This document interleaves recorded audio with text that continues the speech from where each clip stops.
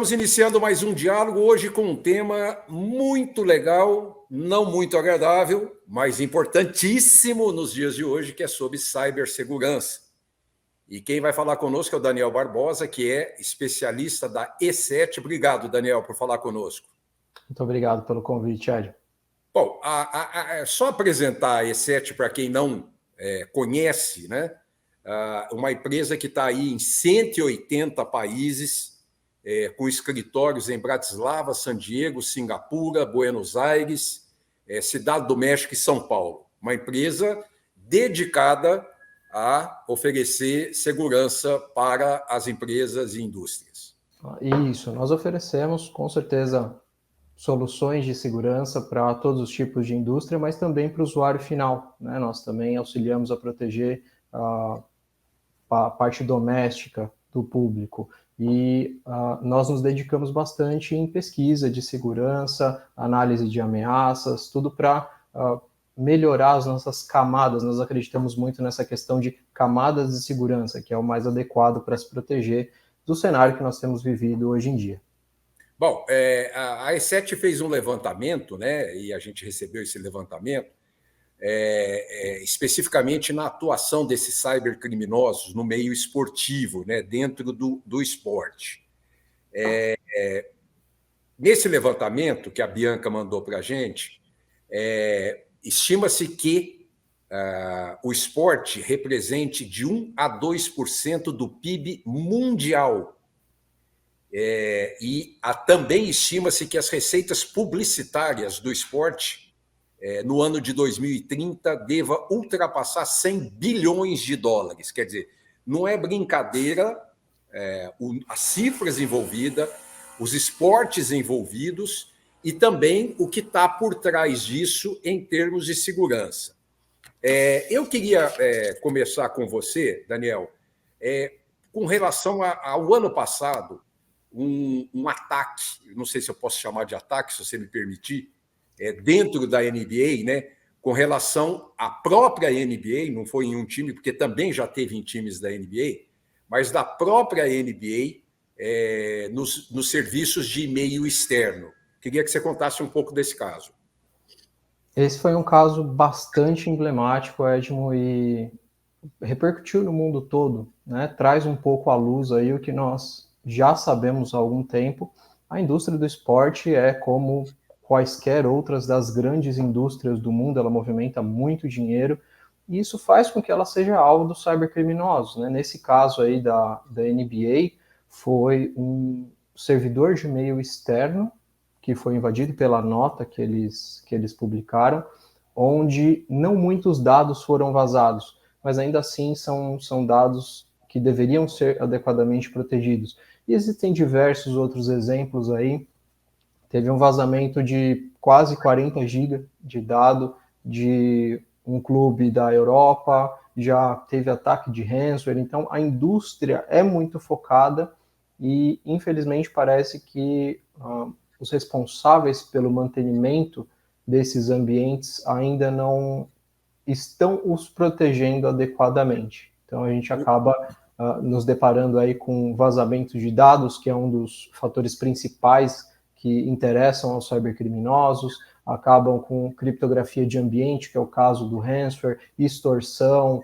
Os crimes, infelizmente, vão por diversas vertentes, e é por isso que essa indústria, tão importante para o mundo todo, tem que se dar conta que ela precisa se proteger. Nós vamos falar de acidentes, vou chamar de acidentes, né, mais graves, esses de roubos mais graves, mas no mínimo a NBA alertou para o caso do uso de phishing, pelo menos por e-mails que devam ter sido copiados, né, roubados, pelo menos o uso de phishing, que provavelmente, eu não sei se você pode confirmar ou não, o maior meio, o meio principal de roubo de dados que o pessoal utiliza é o phishing, né? Aliás, conta um pouco o que é phishing, né?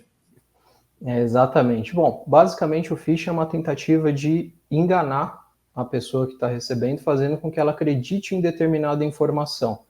Então a informação pode ser bastante variada, mas normalmente é alguém se fazendo passar por uma empresa importante ou sobre um contato importante para aquela empresa que vai ser alvo e quer que a pessoa siga os procedimentos que ele passar. E sim, o phishing é a forma de entrada nos ambientes mais utilizada pelos criminosos hoje em dia. Existem duas principais. O phishing é a mais fácil, digamos assim, a mais acessível, porque ele não exige muitos recursos tecnológicos, apesar de poder dispor disso daí, e tem também as tentativas de exploração de vulnerabilidade. Essas são as duas principais vertentes, sendo o phishing a mais amplamente utilizada aí no mundo todo, e ele acaba que passando pelos mecanismos de proteção convencionais, porque nem sempre ele usa recursos tecnológicos, né? Só se aproveita da boa-fé do alvo e muitas vezes o alvo acaba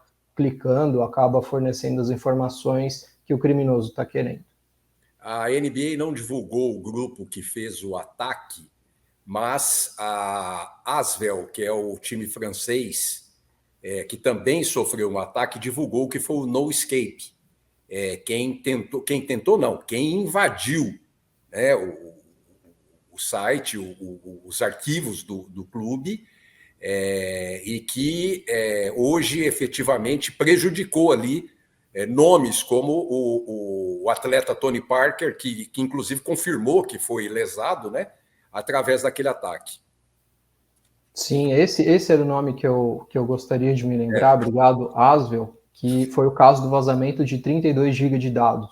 Né? E nesses dados aí, além das informações pessoais, que já traz problemas com uma série de órgãos regulatórios, como a LGPD aqui no Brasil, né? A Lei Geral de Proteção de Dados, a GDPR, ele põe em risco as pessoas que são detentoras daquele dado. Então, nesse vazamento da Asvel, a gente teve aí contrato de jogador envolvendo cifras, né, documentos pessoais como passaporte, isso aí abre precedente para uma série de outros ataques até que os criminosos possam assediar diretamente os detentores desses dados. Né? Por isso que é sempre interessante olhar para a segurança da informação, mesmo numa indústria que não é focada em tecnologia, né? A indústria do esporte, mas todas as indústrias multibilionárias, como é o caso, precisam se atentar a isso aí.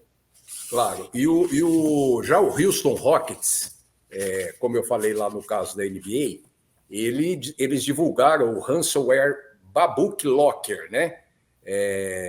Uma filtragem de 500 gigabytes de informações confidenciais, incluindo contratos, valores, cifras, etc., prazos de jogadores. Esse deve ter sido feroz.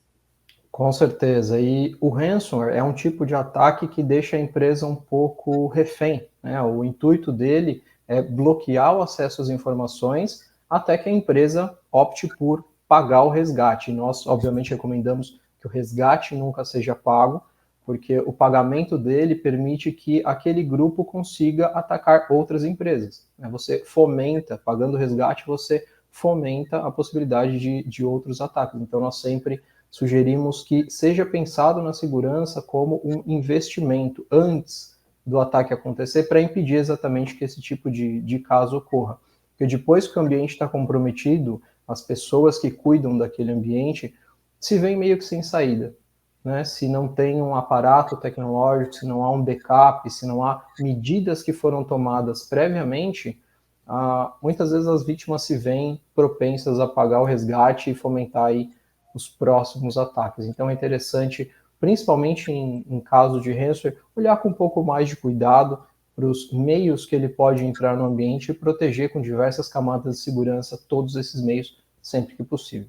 E isso que você falou, me parece que, recentemente a JBS nos Estados Unidos disse que teve um ataque, teve uma invasão, e parece que pagaram para reaver os dados, voltar ao funcionamento. Quer dizer, que é uma coisa que vocês não recomendam, né?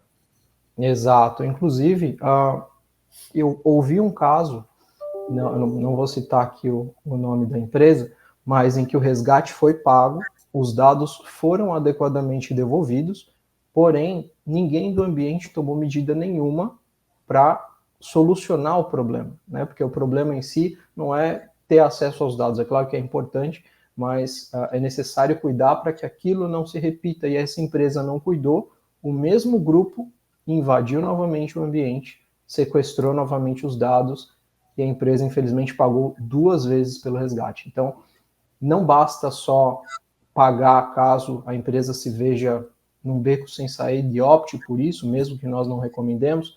Caso ela pague, é necessário tomar medidas para que aquilo não ocorra de novo, porque certamente o mesmo grupo pode vir a atacar, se é que ele vai devolver os dados, né? Porque há essa possibilidade de o pagamento de resgate e a não devolução. Eu queria lembrar, antes da Copa do Mundo do Brasil, em 2014, teve um aplicativo, falso, naturalmente, para o álbum de figurinhas da Copa, que muita gente baixou aquele aplicativo do álbum de figurinhas e que o objetivo era escanear os códigos de QR que estava dentro daquele dispositivo. E causou também um dano enorme, né? Não só a empresa do álbum, mas também as pessoas, né? Sim, esse é um excelente exemplo de phishing. Existem diversas formas de abordagem de phishing, mas essa daí é uma excelente, onde os criminosos se fizeram passar por um aplicativo que fazia alguma coisa. Nesse caso foi um aplicativo relacionado a jogos em específico, mas poderia ser diversas outras formas, e ele sempre se diz fazer algo interessante para aquele nicho específico, para aquelas possíveis vítimas, que na verdade ele pode até parecer fazer o que eles propõem, mas por trás do formato que ele exibe para a pessoa, ele coleta dados, começa a monitorar tudo o que acontece, monitorando a tela da pessoa, onde ela clica, que informações ela trafega. Então é importante ficar atento também a essa vertente de aplicativos que estão muito em alta, os aplicativos estão muito fáceis de serem desenvolvidos hoje em dia, e os criminosos têm pouquíssima dificuldade de adaptá-lo para a necessidade aí do que tiver no momento, seja um álbum de figurinha da Copa, seja a compra de ingresso mais fácil, qualquer tipo de facilidade que eles possam vir a conseguir ofertar, mesmo que falsamente.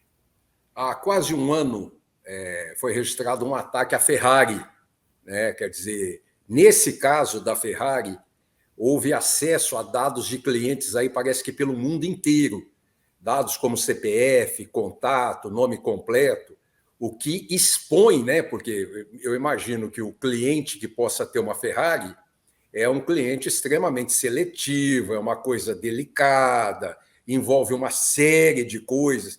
Eu imagino essa exposição de dados de um cliente do tipo Ferrari, o dano que possa causar essas pessoas. Sim, são pessoas realmente com um poder aquisitivo bem elevado, mas isso se aplica a qualquer pessoa mesmo que não tenha esse patamar de poder de aquisição quando se trata de dados. Por quê? Provavelmente o público, o comprador de Ferrari, tem mais recursos para ir atrás, para procurar que esse ataque tenha algum tipo de fruto positivo, ou seja, que a empresa que sofreu o ataque, no caso a Ferrari, tome devidas medidas, tome precauções para que isso não aconteça mais, às vezes até processar a própria empresa. Mas isso pode ser feito por qualquer pessoa, né? Não necessariamente um público desse tipo, e os dados podem ser usados, exceto cartão de crédito, aí realmente, quanto maior o poder aquisitivo, mais os criminosos vão conseguir usar esse cartão de crédito para o mal, mas se os dados de cartão não foram vazados, os criminosos conseguem usar os dados basicamente da mesma forma e abordar essas vítimas, né? Sabendo que são vítimas com um alto potencial de consumo, eles podem tentar extrair ainda mais coisas, principalmente recursos financeiros, dessas pessoas. Bom, em 2018, nós tivemos os Jogos Olímpicos de Inverno na Coreia e o condado de Pyeongchang sofreu um cyberataque na infraestrutura de TI, né, chamado de Olympic Destroyer. Muitos espectadores foram impedidos de imprimir os seus ingressos, quer dizer, a pessoa compra um ingresso pela internet, não consegue imprimir, imagina a dor de cabeça que isso dá para uma pessoa.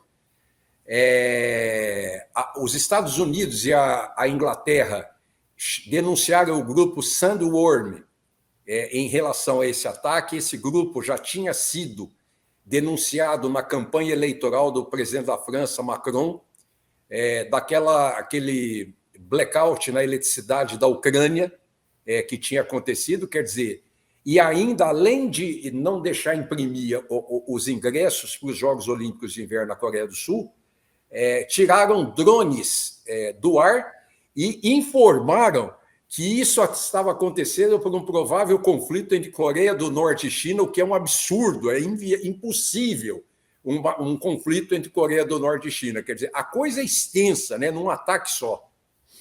Esse é um excelente exemplo de quão amplo é o poder de ataque de grupos cybercriminosos, né? Não todos, obviamente, mas eles podem atacar diversas vertentes, desde bloqueio de um ingresso, que já é muito caro, né, para algumas pessoas que frequentam, já é um valor elevado, até manipulação de tráfego aéreo de drone. Então, é interessante, sim, a gente ter sempre em mente como abrangente esses cybercriminosos podem ser.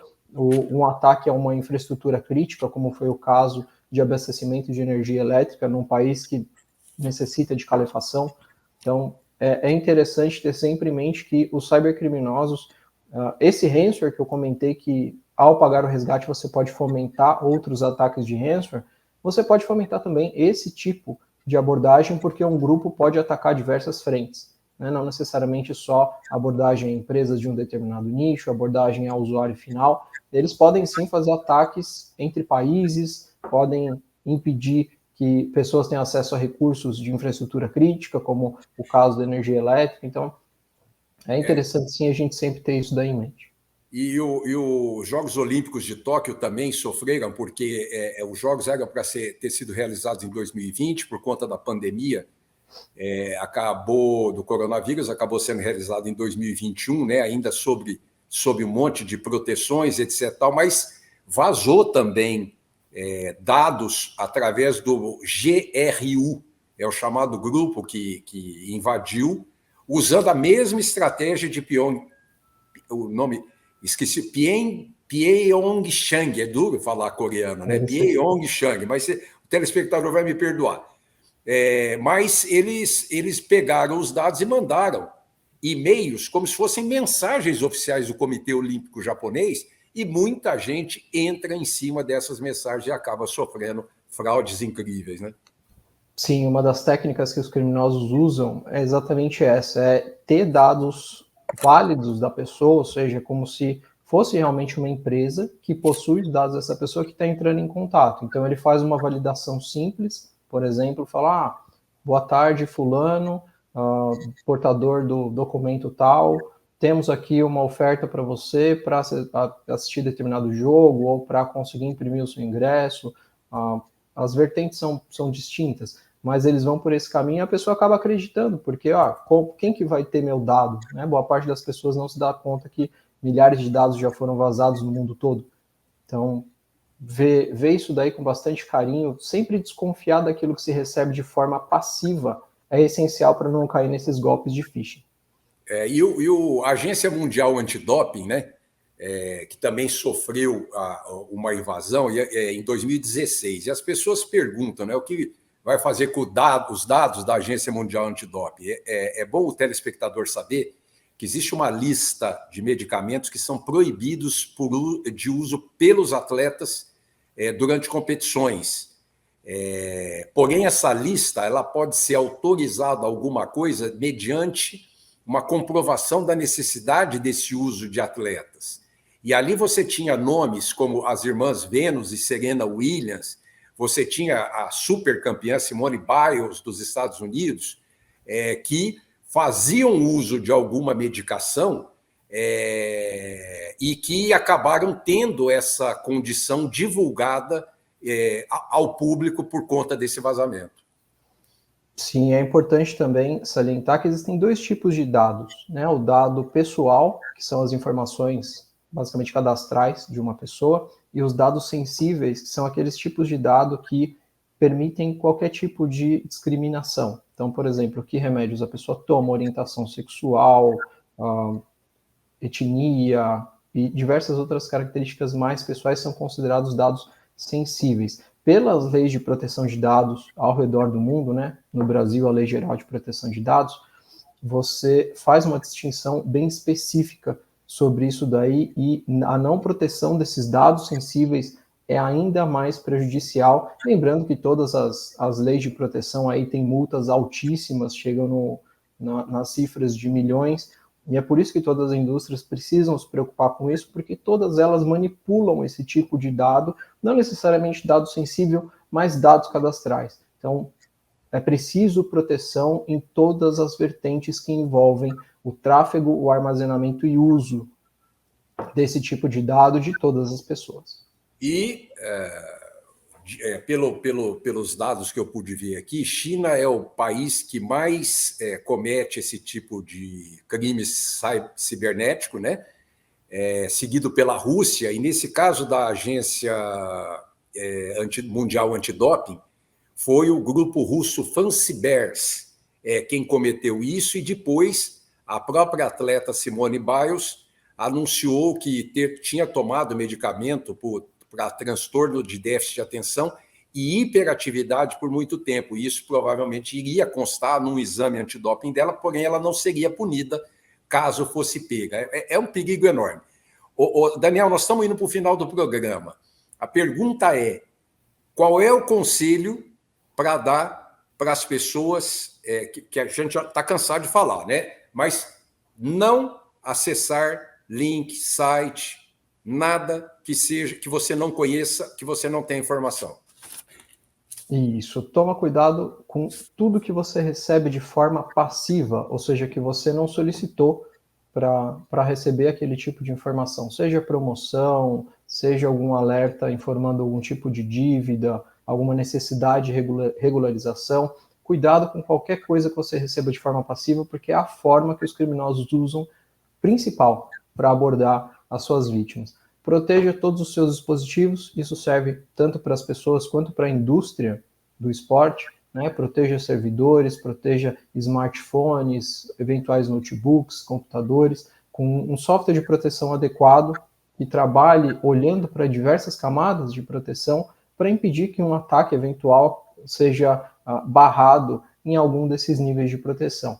Sempre que possível, habilite duplo fator de autenticação e deixe sempre os softwares atualizados. Né? Essa parte da atualização do software é imprescindível, porque, como eu disse, existem duas vertentes principais. O phishing, para abordagem às pessoas, e a exploração de vulnerabilidade. A atualização do software impede que a exploração de vulnerabilidade aconteça de forma mais fácil.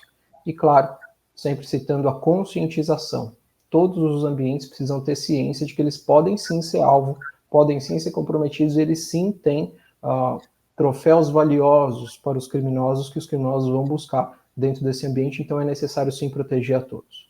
Eu quero agradecer ao Daniel Barbosa, da E7, empresa que trabalha nessa prevenção de ataques cibernéticos e segurança para todo mundo em mais de 180 países. Obrigado pelos seus conselhos. Oportunamente, a gente procura você de novo para novos detalhes. Obrigado, Daniel. Obrigado, Edmo. Até mais. Pessoal, semana que vem a gente está de volta. Até lá.